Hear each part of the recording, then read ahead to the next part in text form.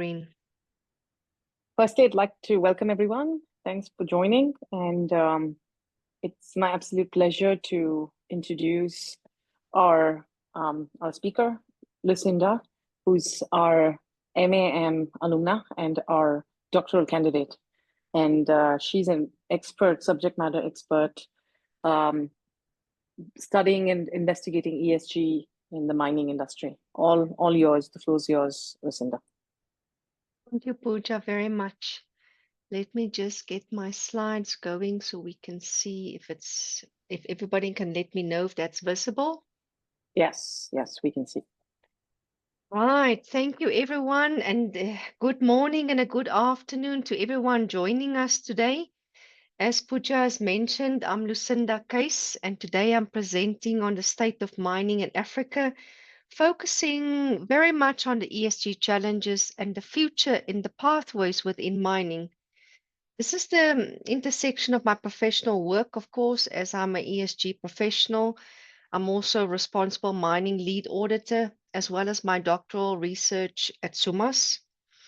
Today, we will be exploring the Africa's mining landscape and its economic significance, the persistence of the current ESG challenges we face, I think, as well as the innovation solutions, and especially the regulatory frameworks emerging these topics. Mining must be done, I believe, responsibly and ethically and sustainably, and that's why the presentation of today. You will also see that I've got quite a bit of graphic and information on the images, which is images provided by the mines that I have visited. So this is very much important to me and showcasing that the responsibility in mining is very important. When we look at the leading mines across Africa and the commodity in the country, and you can see the 4 columns that I have indicated in this slide, we are talking about thousands of operational mines across South Africa, the DRC, which is the Democratic Republic of the Congo, the Ghana, Tanzania, and Zimbabwe. So all of these I have visited in the past 24 months. And geographically, these are extremely complex mines with multiple mineral resorts, as well as complex community and artisanal mining activities related to them. Africa's geological endowment makes it a critical supply to global industrial and technological sectors. Sectors such as the automotive, especially when it comes to aviation and others. The numbers tells the story. Between the year 2000 and 2020, about 94 major mines focusing on critical minerals opened across Africa. And at the moment, or at the momentum that they are going, at this moment in time in 2025 alone, 8 new major operations have been commencing in Angola, Malawi, South Africa, and Tanzania. This is reflecting a sustained investor confidence despite the global uncertainties that we are facing. Think about the devices we are using daily, the cars we drive, the infrastructure we depend on. Many rely on the minerals extracted from the African soil. If we are very specific about these operations and what they produce, the 4 sections on this slide indicates to us the diversity and the strategic importance of each of the regions. South Africa, where I'm based, is home to a world-class platinum operations, for example, Rustenburg mines and Mogalakwena legendary gold mines. These are legendary in the sense that they are multiply supplying different varieties of the same even mineral. In Kimberley, we've got diamonds in Cullinan, which is the biggest diamond that's ever been produced in the world, comes from Cullinan. Then we are moving to the north, which is the DRC and Zambia, where we see the copper cobalt corridor. Operations like the Congo Mutanda mine, we have just been to a few weeks ago. This is not just economically significant, it is actually strategically critical for the global energy transition that we are sitting in. As you would know, South Africa and the G20 There are many debates about our mineral supply, and of course, can we be going green? Ghana and Tanzania is focusing on gold, example the Ubashi and the Tarkwa mines. If we look at Zimbabwe and Botswana, which is the next door neighbors, they contribute to the platinum through the Zimplats and the diamonds like Chwaneng mine and Arapa. These aren't just mines, they are actually economic ecosystems supporting the entire regions around them. From a financial perspective, the global mining industry is massive. From a 2.06 trillion US dollar revenue in 2025 alone, that's larger than the GDP for most countries. The top 40 mining companies alone generate roughly 925 billion US dollars.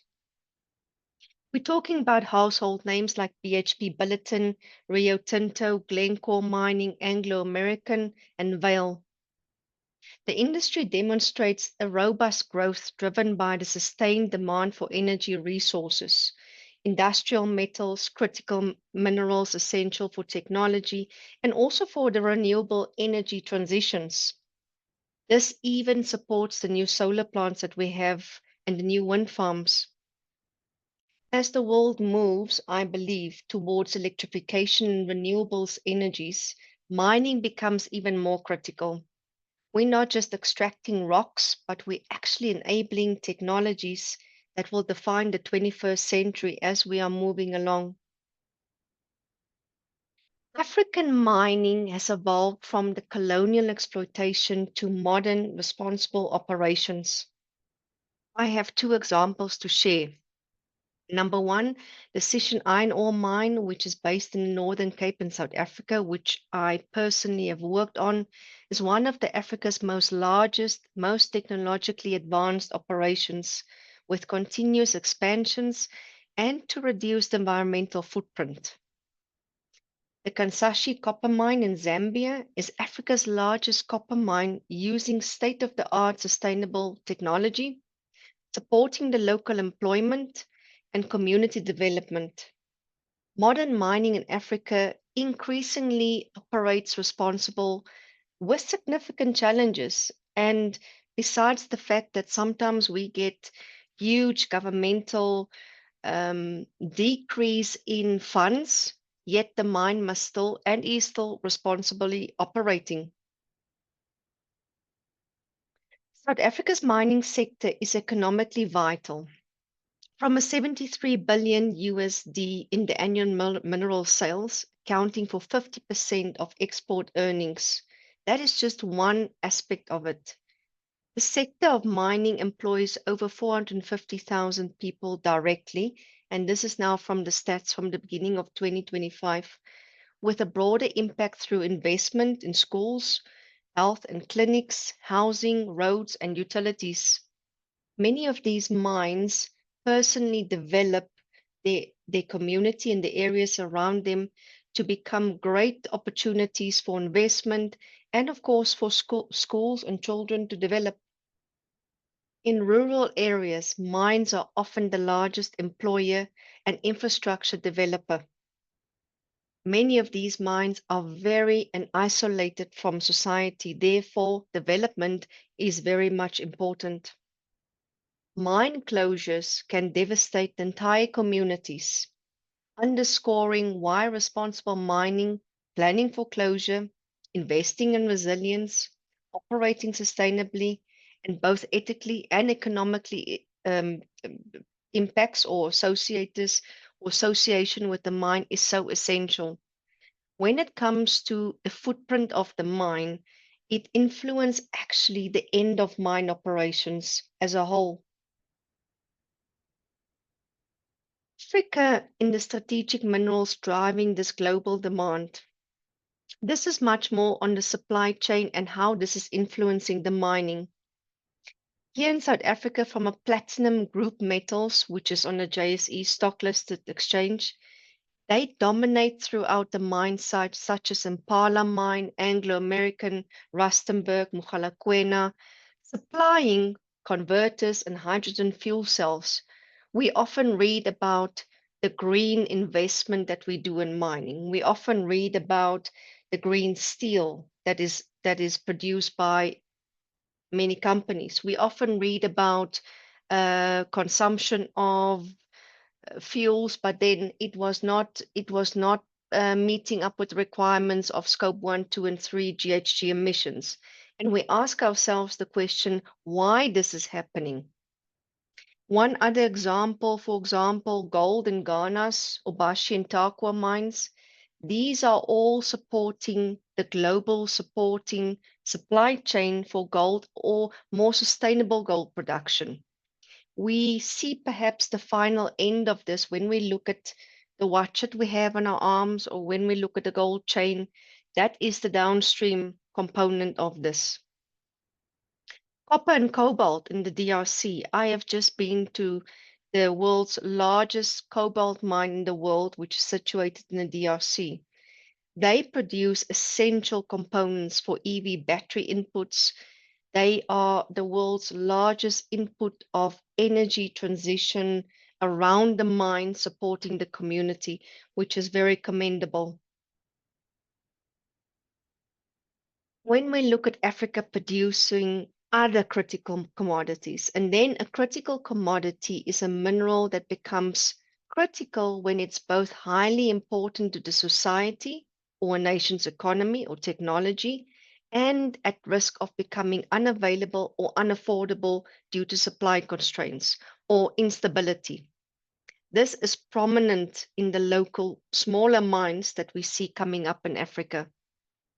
Diamonds, again, when we look at Botswana, Zwaneng, and Urapa, the sites, South Africa's Cullinan mine, Venetia mine, in Namibia, when we look at Namdeb, these mines underpin the economies and luxury markets.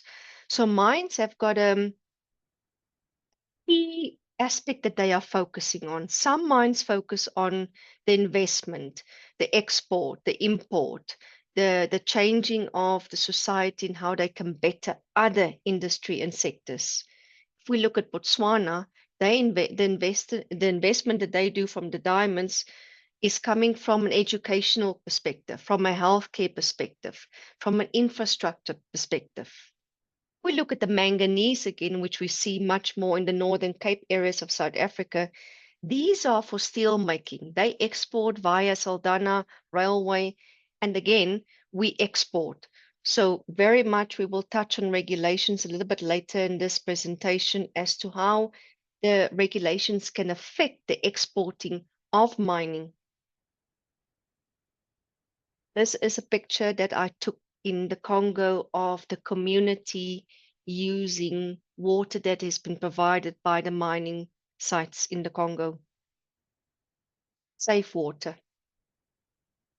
If we look at solutions, water scarcity is one of those solutions that we need in mining, along with tailings when it comes to the risks.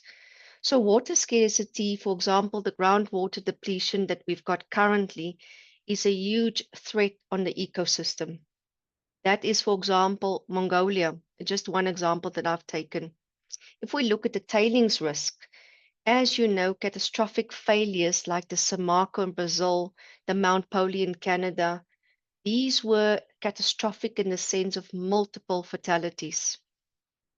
On the habitat fragmentation, mining divides forests, it divides species. It's making sure that we do not have the Amazon forest anymore. Community displacement, land conflicts from resettlement. Very much this has happened just recently in Mutanda mine in the DRC. It has happened in the North Mara in Tanzania. When we look at air and soil pollution, so the air emissions, for example, from Glencore, Mopani in Zambia, the mercury in artisanal mining that is present, that is resulting in multiple deaths. It's resulting in a health crisis. This is very evident in our mining industry if the mitigation controls are not enforced. Solutions. I believe in solutions. So solutions through regulation and innovation. Back to the water. So if we restrict permitting And we look at the permits and license that are required under the NEMAS, which is the Environmental Management Act, and the EPA, which is the Environmental Protection Association. These monitoring and penalties, mandatory management plans, they can assist us. They can draw the line of where we should not go over. From an innovation perspective, the closed loop on recycling, which is almost a new topic in mining when we look at cradle to cradle.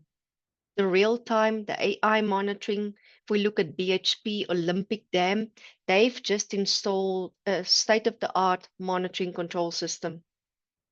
Advanced filtration, very important to protect and to stop any hazards from reoccurring. Tailings is one of those topics that has got one of the highest risks in mining currently and has had for quite a number of years.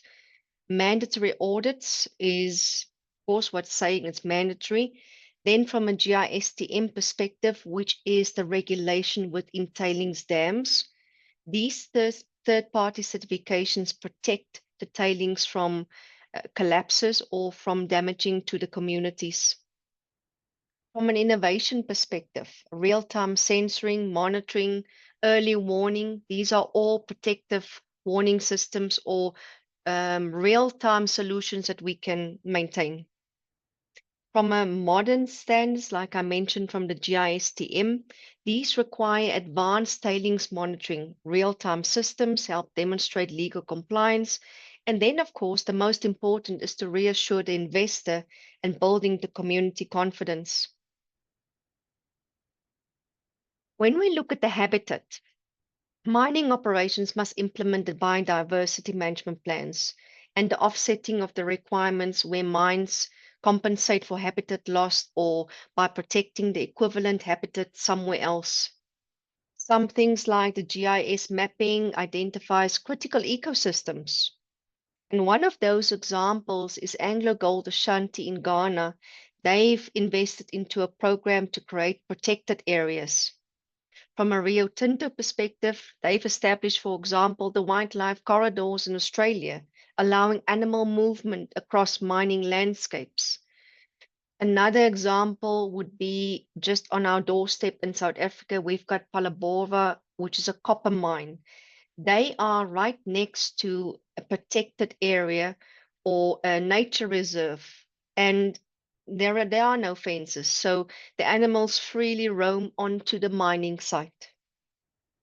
When we look at displacement, these mandatory social impact assessments, they require resettlement to be sorted out. They require the framework, for example, of establishing the rights of compensation, not only during a catastrophic event, but also at the very end of life of mine. Best practices, again, maybe a good idea or a good best practice comes from Zambia, from the Barrick Lumwana mine. They use planning where the communities can design their own new settlements.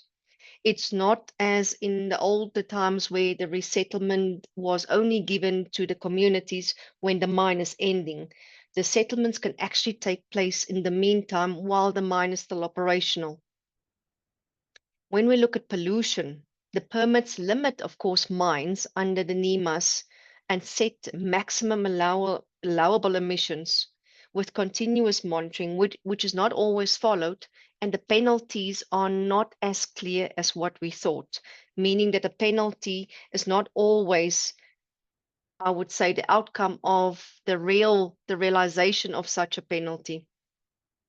When we look, for example, in Mozambique, there's been quite a bit of riots and disturbances in Mozambique, and that directly interacted with how a mine should operate or for how long a mine should be open or earlier closure even of a mine.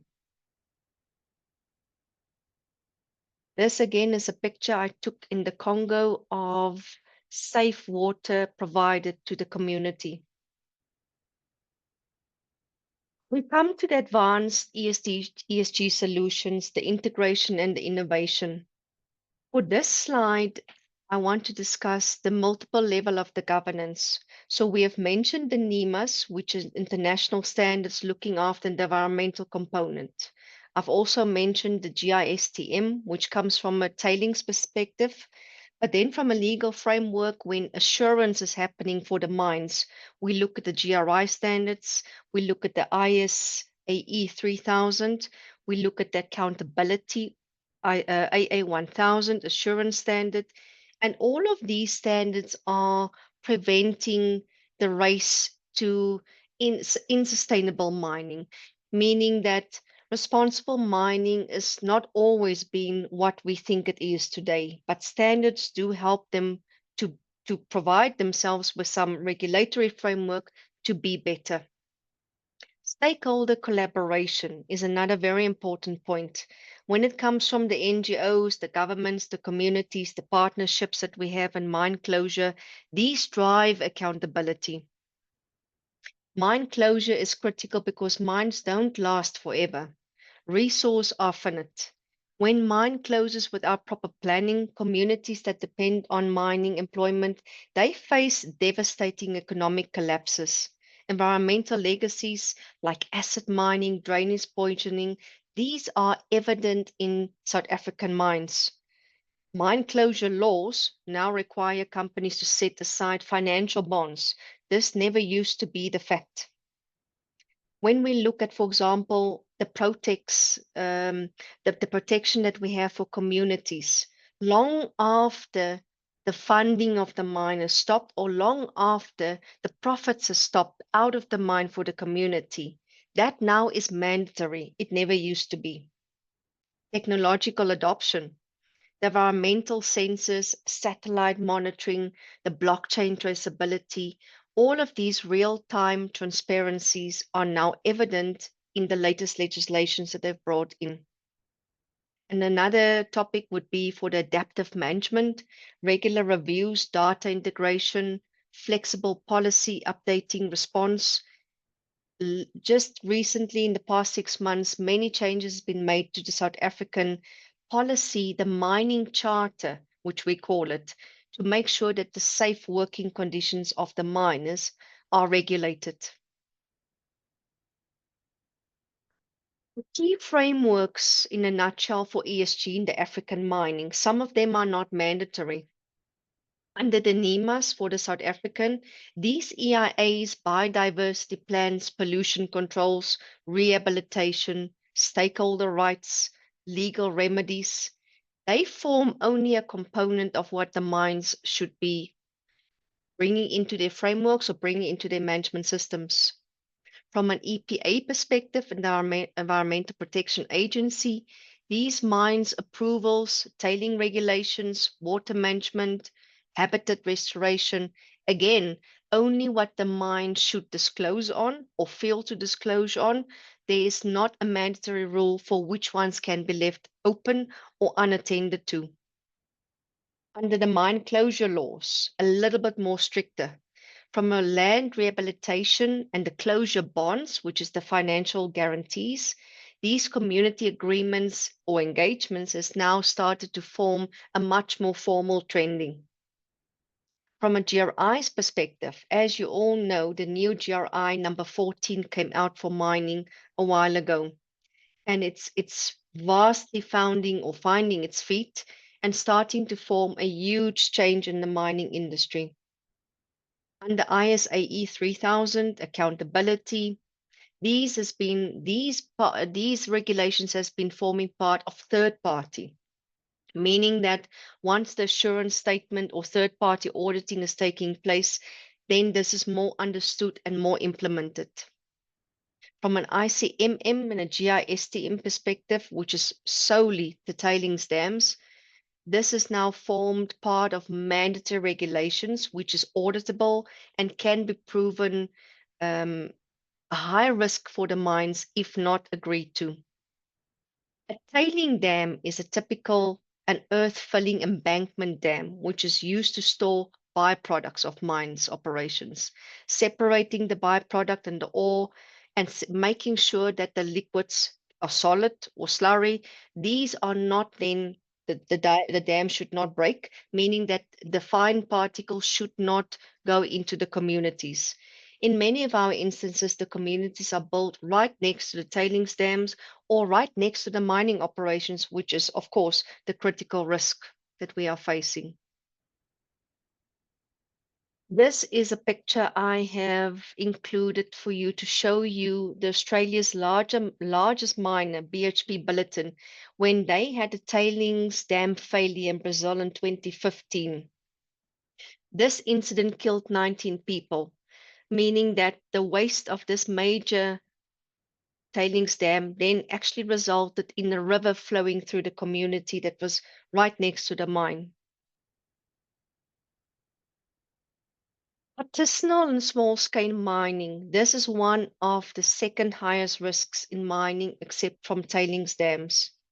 Now, ASM often is overlooked as a critical segment.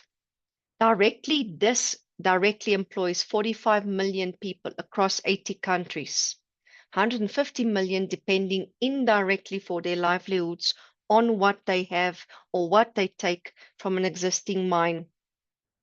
This provides, of course, the critical income in the rural areas with scarce formal employment, but operates informally, lacks regulation. This faces challenges, for example, environmental degradation, unsafe practices, social vulnerability. There's forced labor, there's food poisoning, there's mercury poisoning. And of course, the circumstances under which they work is beyond regulations. Yet for millions, ASM, artisanal mining, is only available and livelihoods for them. Profound dilemma is how to formalize and how to improve ASM without destroying the livelihoods of millions. This is, as I mentioned, one of the most greatest challenges we are facing at this moment in time. Artisanal mining, because it's producing 630 tons of gold annually, it is 20% of the worldwide production. It is tremendous when we look at the percentage of what we produce as gold, that this is 20%. So over 20% of global cobalt supply from the DRC for batteries, empowering EVs, smartphones, and laptops are coming from artisanal mining. Ethical implications, of course, that cobalt may come from dangerous informal mine sites with child labor. These mine sites are not managed. They export, they import, and they are under the radar. Significant tin, for example, the production of tin in Indonesia and Bolivia, diamonds, gemstones, and Myanmar. These artisanal mine sites are vital to that global supply chain, and it's not marginal. The question I pose is that how do we support a safer, ethical, sustainable ASM while improving miners' lives? The answer is we require creative policy engagement. We require targeted support, market incentives, and long-term commitment from everyone involved in the mining industry. ESG assurance and auditing matter in mining. Again, we ask ourselves what is mandatory, which audit, which component, which disclosure, why the risk, why do we need it, how much of it do we need it? So if we look at the NEMAs, the ICMMs, we look at the GRI framework, we look at the ISA E3000, these facilitate permits and operations. It does not state that everything in a mining operation, of course, is as per plan or is as per standard or regulation. Stakeholder trust, on the other hand, transparent auditing earns social license to operate. And of course, from an operational perspective, to optimize and to make sure production is happening, there are cost savings through efficient energy and water use, which is very important for any mine site. Continuous improvement, these then support the benchmark progress, support strategy refinement, and of course supports a better community involvement with a mine. If not, the opposite is existent. This is the world's largest cobalt mine that I visited, which is owned by CMOC, which is a Chinese corporation. There are two sites. It's called TFM and KFM. And they have been producing output from 55,000 tons in 2023 to 600 or 60,000, 70,000 tons in 2024, which has now resulted, of course, in the greatest and the biggest cobalt mine in the world. If you ask the question, is there child labor and is there forced labor, then the answer would be yes. If we look at greenwashing, and if we look at understanding greenwashing and mining and the misleading marketing or initiatives that we have currently, greenwashing is deceptive. It is the misinterpretation of it. There's environmental achievements that can be achieved, of course. There's a misleading market. For example, the beautiful pictures while devastating forests are continuing. For example, superficial initiatives that we see. For example, omitting of selective disclosures, as I've mentioned earlier. All of these comes from when a mine has been audited and, for example, it is not fulfilling the requirements, but yet certifications are issued. We also face, of course, independent or non-independent auditing when it comes to greenwashing or accountability or meeting the mining requirements. This is a picture I took in Congo, and if anybody could guess what is the image that I've highlighted in the red square.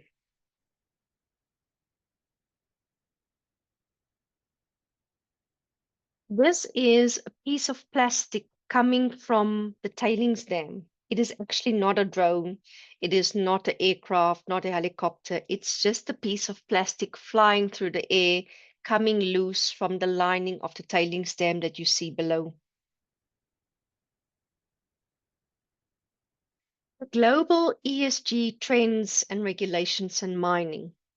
So if we look at three of them, from the EU CSDDD, the Corporate Sustainability Due Diligence Directive, this, first of all, is not mandatory under the African or South African law at this current stage, but mining firms supplying the EU must comply.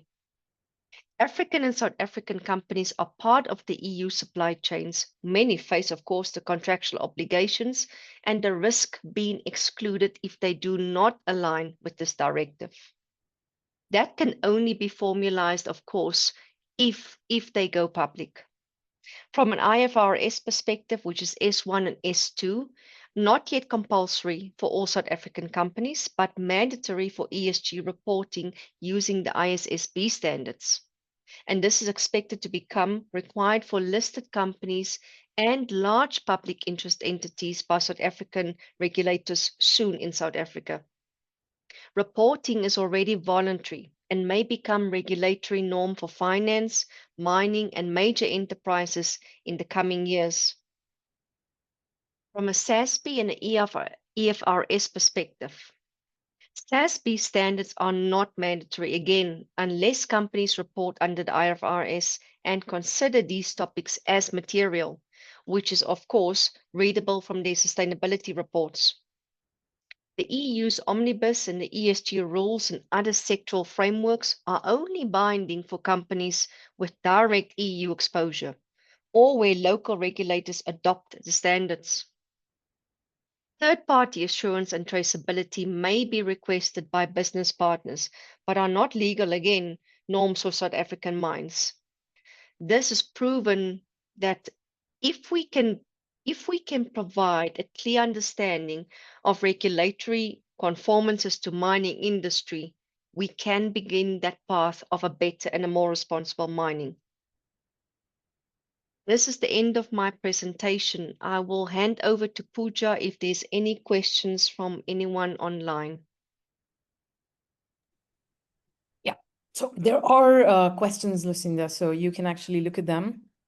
The first question is, are the mines in Sudan being monitored for environmental risks and humanitarian crises?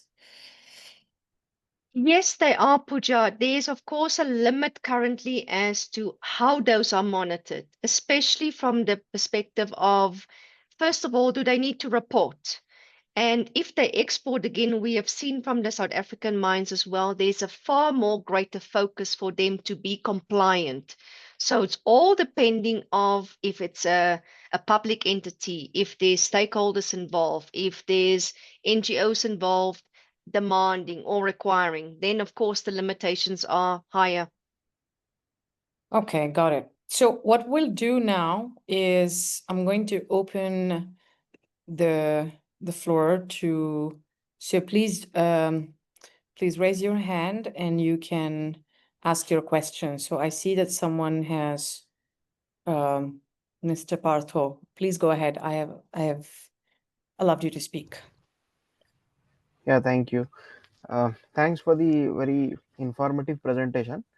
So I have one question which is which is with respect to the it is with respect to both coal and also with respect to diamonds.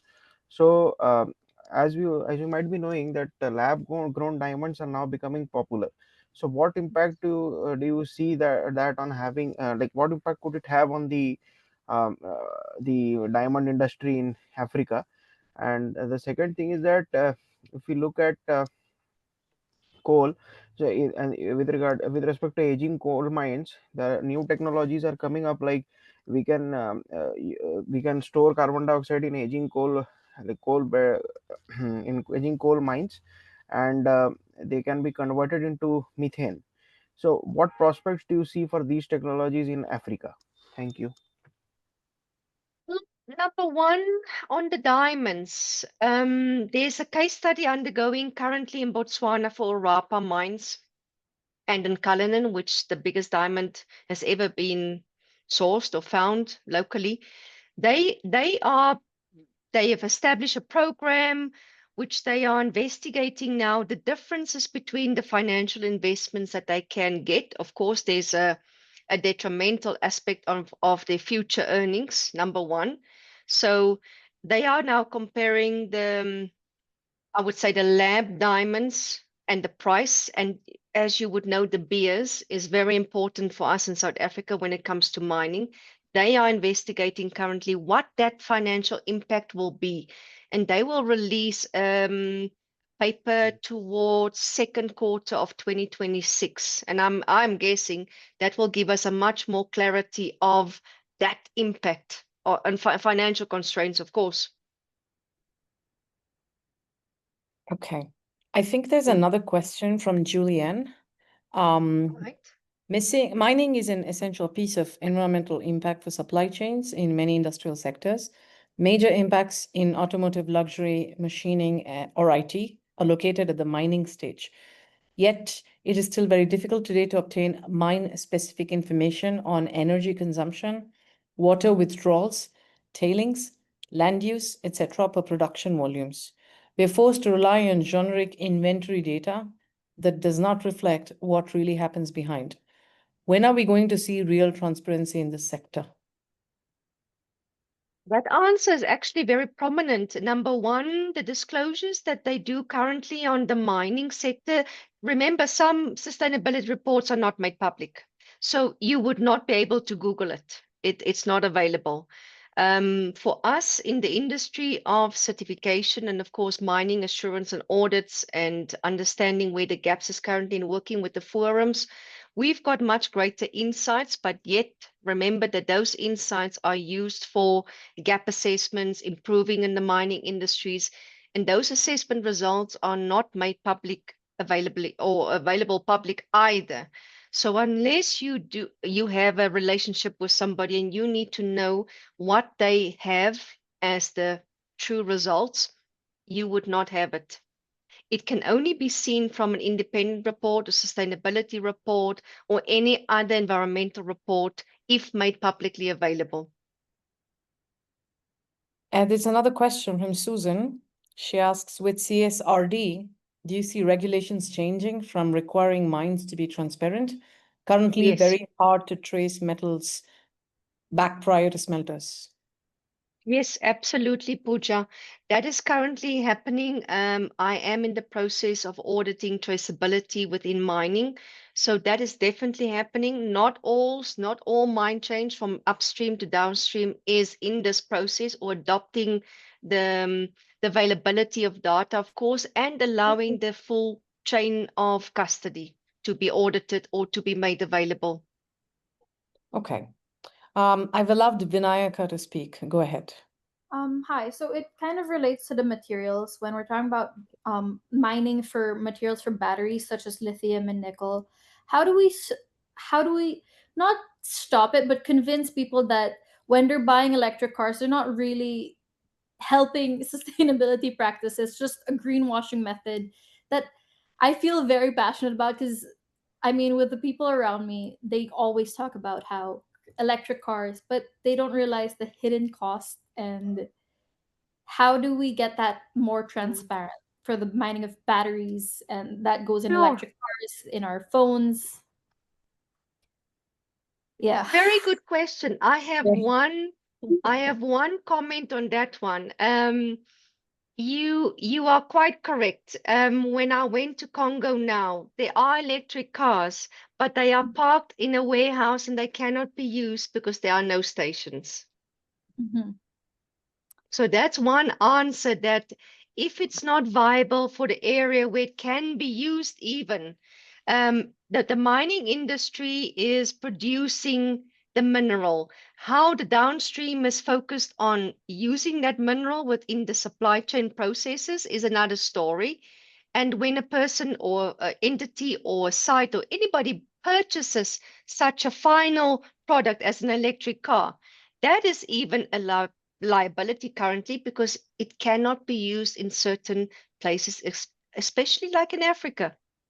Mhm. Yeah, and I think And Pooja, just you to can you just can to add.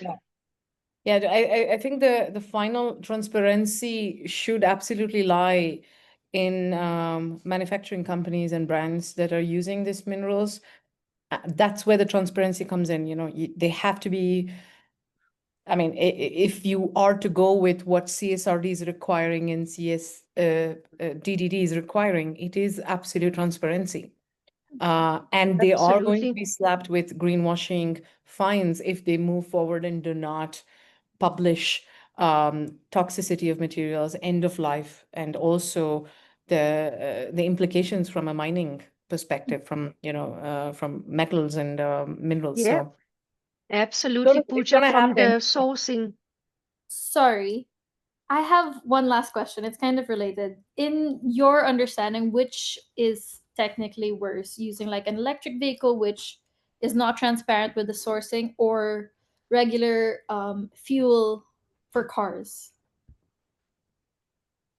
They are actually two different things, in my opinion. I mean, when it comes to electric vehicle, I completely agree with Pooja because the transparency happens actually from the raw material, from mining. So when mines in the Congo start mining, they sometimes, I mean, you'd all know that they're a red flag area. Due to the fact that it's very, very violent circumstances which people must mine, and the product is mined out, is produced. Sometimes they mix their minerals and they purchase from other red flag areas, or a non-red flag can purchase from a red flag area. So that's already the transparency is starting there, which is not happening. And what Pooja explained is that from a manufacturing perspective, it is just as bad, of course, because when you purchase something, it's like a label on a product. You do need to know what you have and what you purchased. Okay. Absolutely. Thank you. Pleasure. Anyone else? Any questions? Please raise your hand if you have a question. Yes, I see. I'm gonna love Ashok. Ashok, you can Hi, speak. Ashok.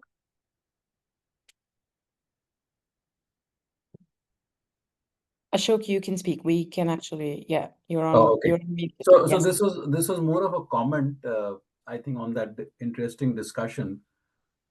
When you buy, let's say, a phone or some such thing from a big brand, uh, I think while you assume that traceability can be there to each speck of gold which is there in the phone, but the supply chains are so complex and connect at so many points. What comes from China, which got sourced from a mineral processing company, and so on. But one sort of assumes that the big brand, which supposedly has all its ducks lined up, has ticked all those boxes.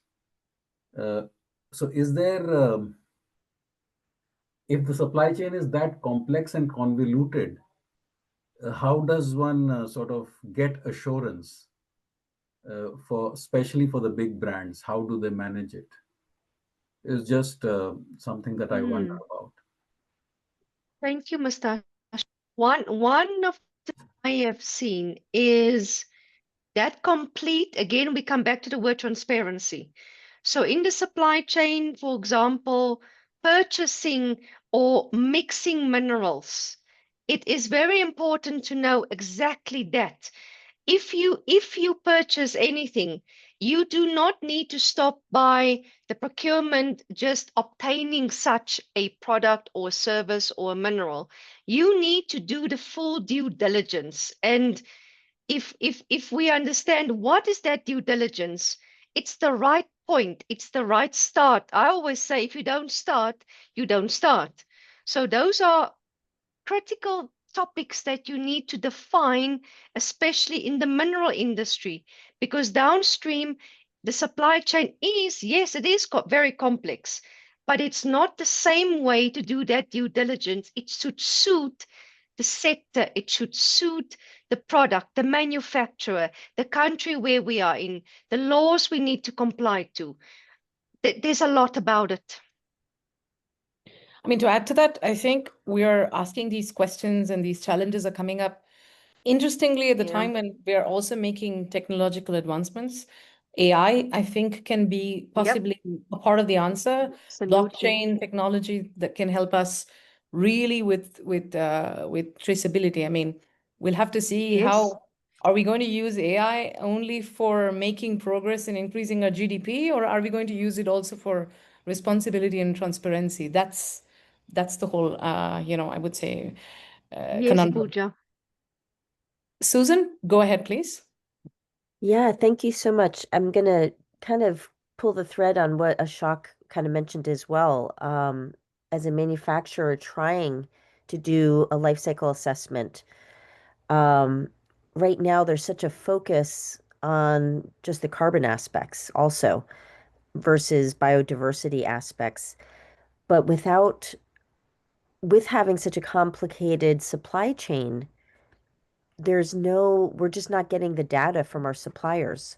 So we have to make so many assumptions.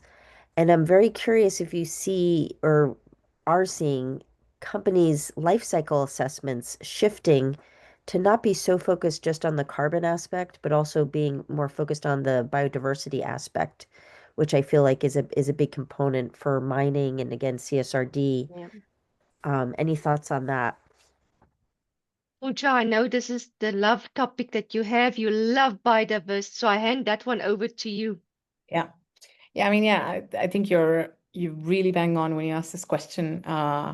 Mining talks about materials, mining talks about social aspect of it from the ethical conditions for the community, but we're really not talking about the elephant in the room because mining is massive land use, which is one of the major reasons for habitat destruction.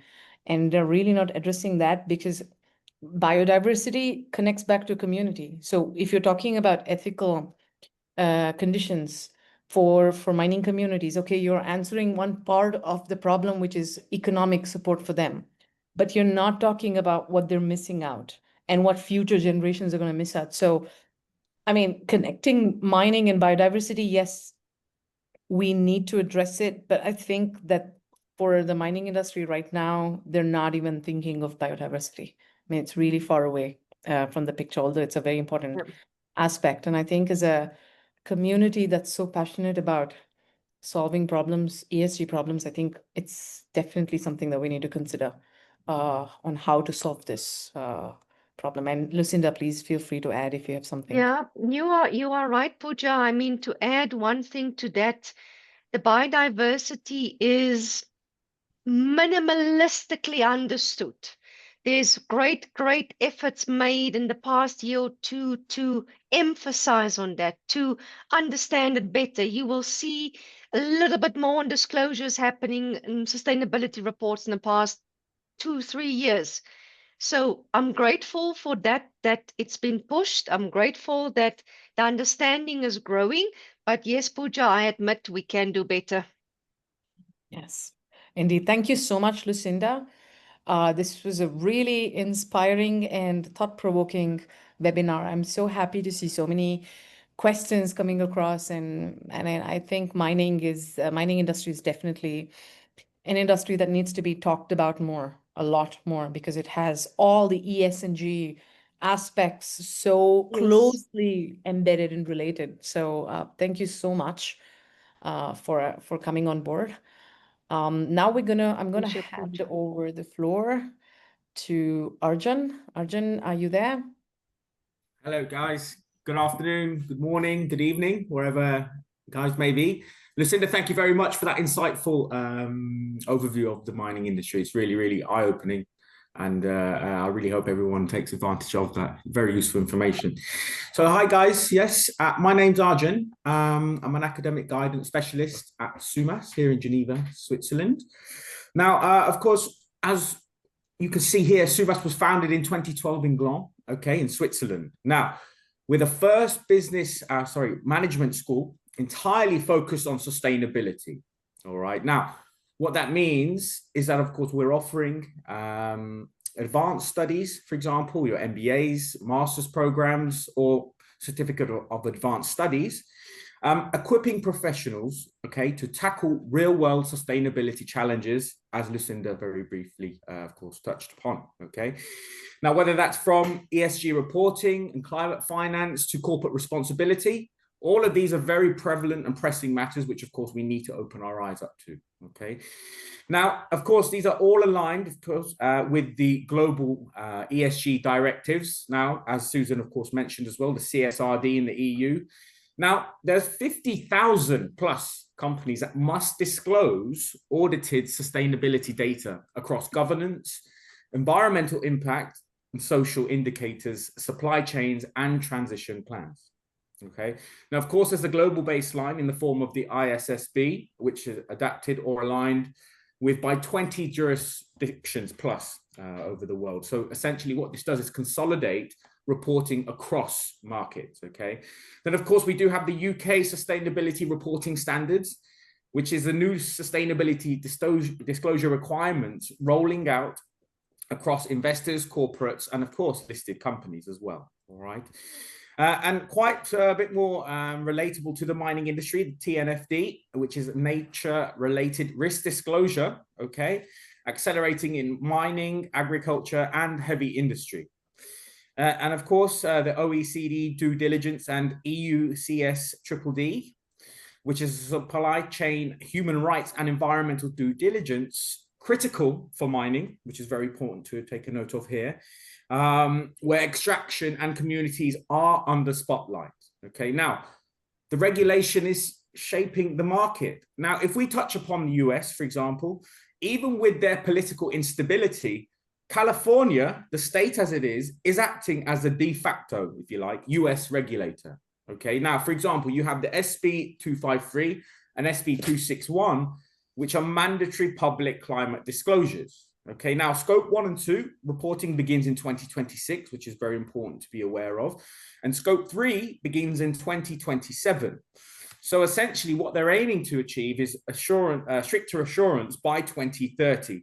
And what is very good to note as well, which is almost a fire underneath companies which are not abiding or complying, is fines which are up to $500,000 per year for non-compliance. Okay, now, what's the result of this? Now, as I mentioned, California is a state, but it does behave like the world's 5th largest economy. So if it sets reporting rules, global companies will adjust accordingly. Okay, now companies are already hiring ESG talent.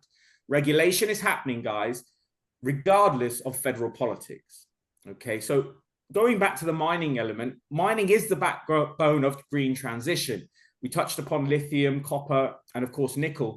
The highest impact, of course, will be in mining is the ESG sectors. Okay, now by 2030, the prediction is that 70% of global mining production will operate under mandatory ESG frameworks, which is very interesting to know. So the CSRD, ISSB, and for example, UK SRS are not acronyms.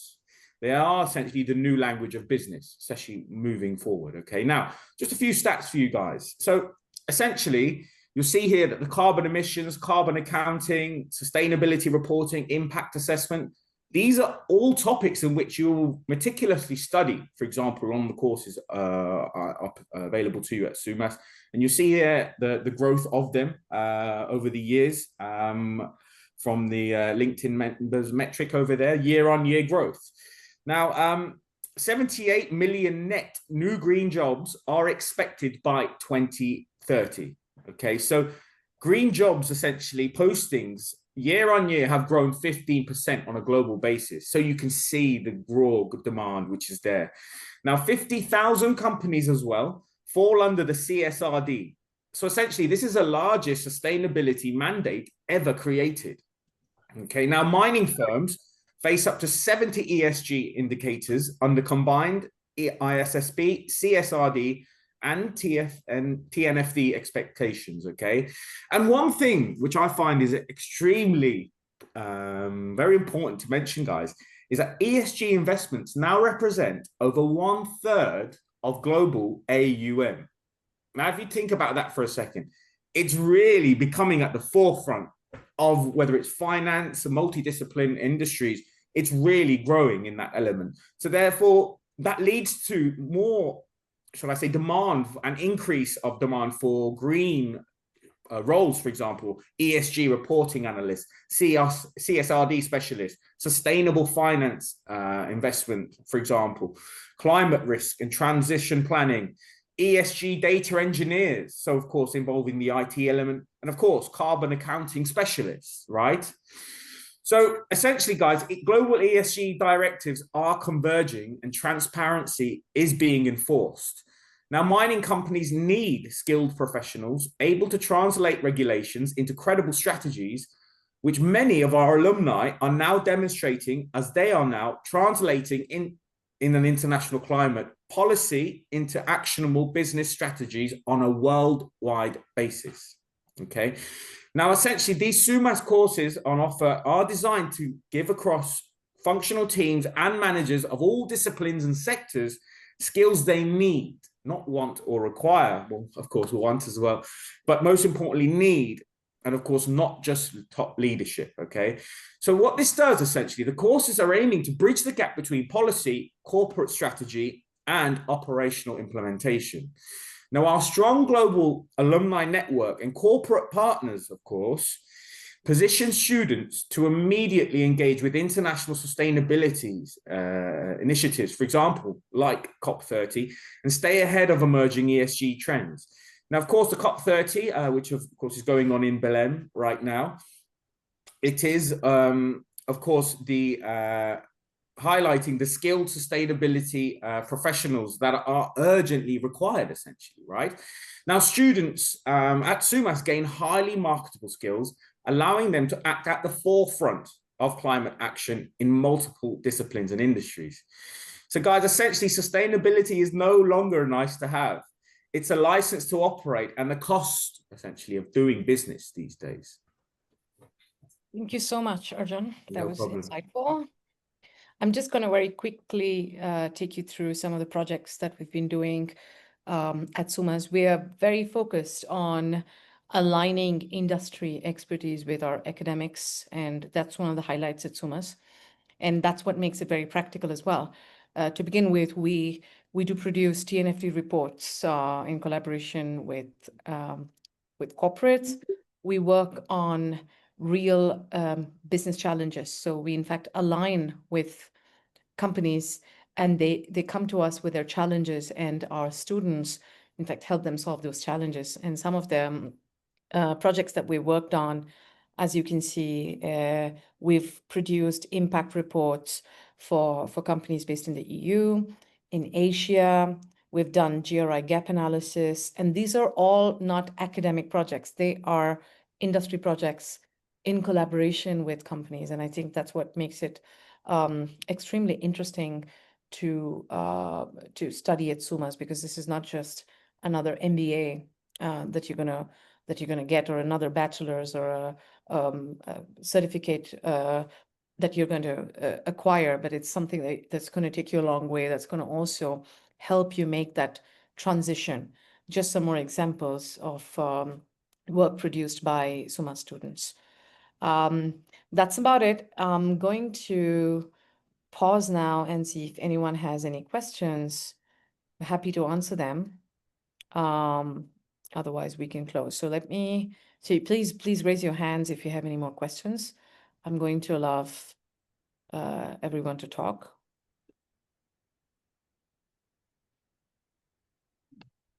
Yes, Patrick. Please go ahead.